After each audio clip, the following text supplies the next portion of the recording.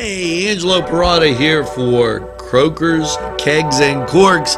And if that's not a mouthful, nothing is. But when you need a mouthful of that special brew, it's Croakers, Kegs, and Corks. You know, nothing tastes better than when you make it yourself.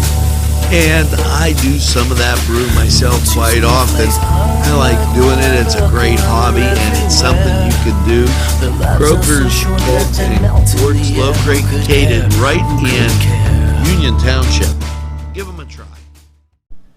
This program made possible by a grant from Melva's Deja Vu, where everything old is new again.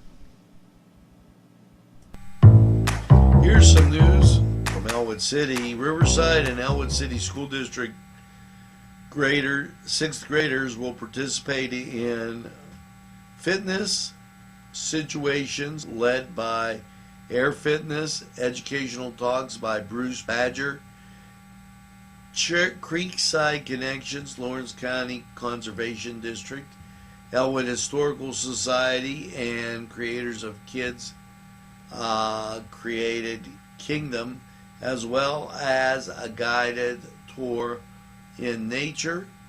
This will be Monday, May 14th at Ewing Park.